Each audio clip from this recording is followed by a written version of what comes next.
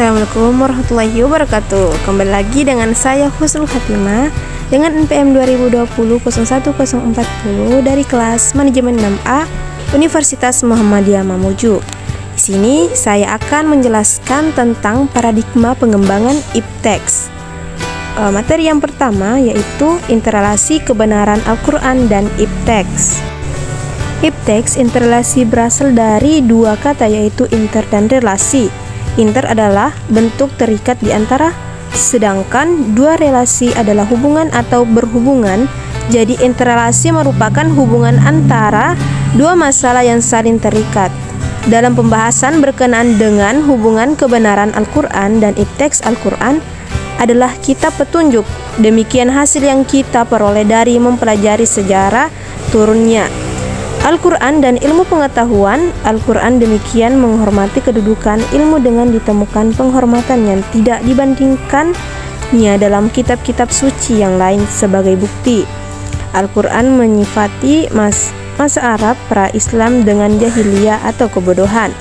Di dalam Al-Quran terdapat beratus-ratus ayat yang menyebut tentang ilmu dan pengetahuan. Di dalam sebagai besar ayat itu disebutkan kemudian dan ketinggian derajat ilmu. Ilmu pengetahuan dan teknologi adalah salah satu sarana manusia untuk menuju kehidupan di dunia lebih baik.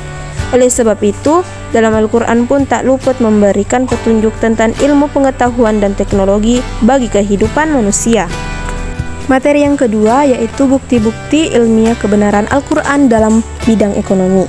Pendidikan seperti yang telah dikemukakan bahwa salah satu pembuktian tentang kebenaran Al-Quran adalah ilmu pengetahuan dari berbagai disiplin yang diisyaratkan memang terbukti bahwa sekian banyak ayat Al-Quran yang berbicara tentang hakikat ilmiah yang tidak dikenal pada masa turunnya, namun terbukti kebenarannya di tengah-tengah perkembangan ilmu seperti teori tentang ekspansi universe atau kosmos yang mengembang. Quran Surah 51 ayat 47, matahari adalah planet yang bercahaya, sedangkan bulan adalah pantulan dari cahaya matahari. Quran Surah 10 ayat 5. Pergerakan bumi mengelilingi matahari, gerakan lapisan-lapisan yang berasal dari perut bumi, serta bergeraknya gunung sama dengan pergerakan awan. Quran Surah 27 ayat 88.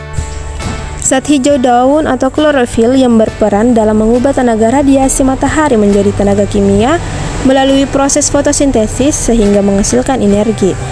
Bahkan istilah Al-Quran, Al-Sajar, Al-Qadar atau pohon yang hijau justru lebih tepat dari istilah klorofil atau hijau daun, karena zat-zat tersebut bukan hanya terdapat dalam daun saja, tapi di semua bagian pohon, dahan, dan ranting yang warnanya hijau. Bahwa manusia diciptakan dari sebagian kecil sperma pria dan yang telah fertilises atau pembuahan berdampak di dinding rahim. Contoh satu dari beberapa bukti di atas misalnya awan. Para ilmuwan telah mempelajari tentang tipe-tipe awan dan meyakini bahwa awan hujan terbentuk dari sistem tertentu dan berikatan dengan tipe-tipe dan awan tertentu. Salah satu jenis awan hujan adalah awan cumulonimbus bercampur dengan hujan angin ribut disertai petir dan gemuruh. Para peneliti meteorologi telah mempelajari bagaimana awan cumulonimbus terbentuk dan bagaimana awan itu menghasilkan hujan dan hujan es. Baik, itulah tadi pembahasan tentang paradigma pengembangan ipteks dari saya.